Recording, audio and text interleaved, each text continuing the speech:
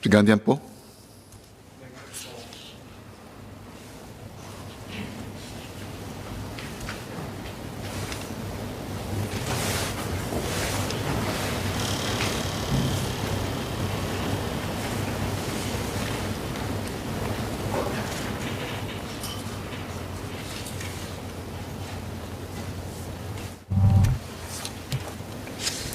In the past 5 years, about 1,700 flats were surrendered to the HDB.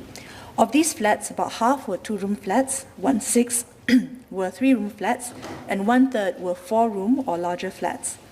About 1,000 of the surrendered flats were short lease flats, comprising studio apartments, 2-room flexi flats bought on a short lease, and flats whose owners had opted for the lease buyback scheme.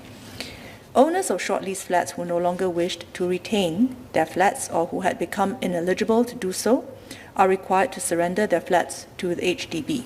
They are not allowed to sell them on the open market. The remaining 700 flats were surrendered to HDB, mostly due to changes in the owner's circumstances within their minimum occupation period, which rendered them ineligible to own an HDB flat. As these owners had not fulfilled their minimum occupation period, they were not allowed to sell their flats on the open market. The most common reasons for surrender of flats were divorce, breakup of fiancé-fiancée relationship, and annulment of marriage. HDB compensates flat owners for the surrendered flats and offers them for sale through the sale of balance flats exercises. If the flats remain unselected after the sale of balance flats exercise, they may then be made available under open booking. Mr. Lim Bao Chuan.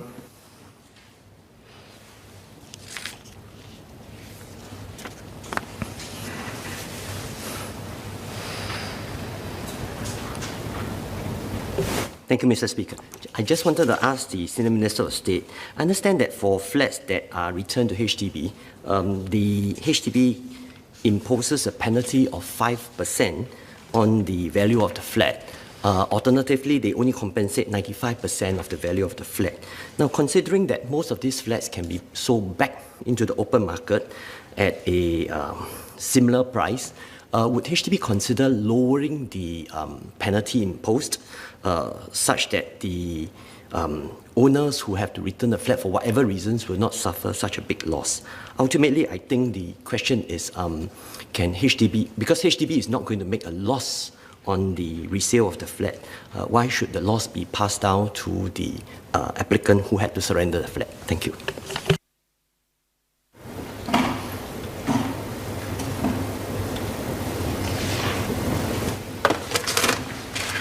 Mr. Speaker, may I clarify with the member that he's referring to flats that have not yet met the minimum occupation period?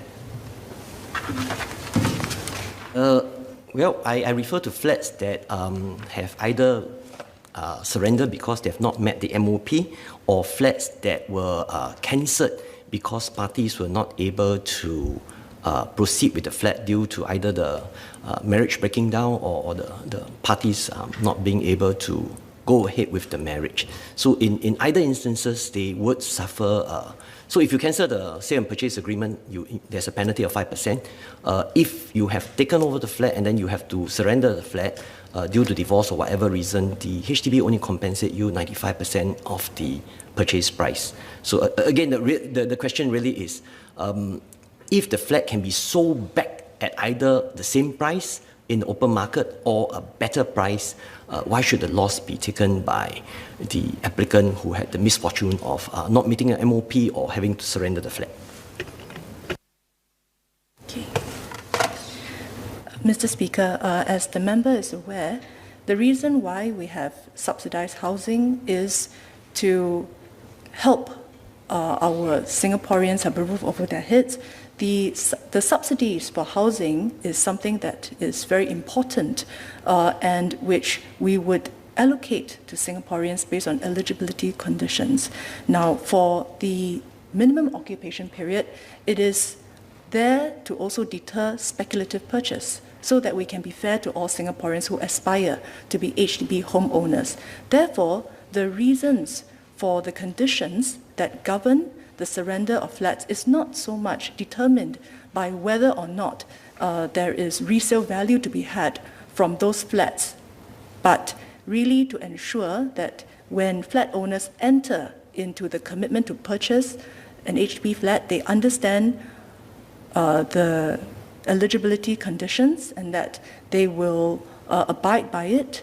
And we do this in order to be fair to everyone. Thank you.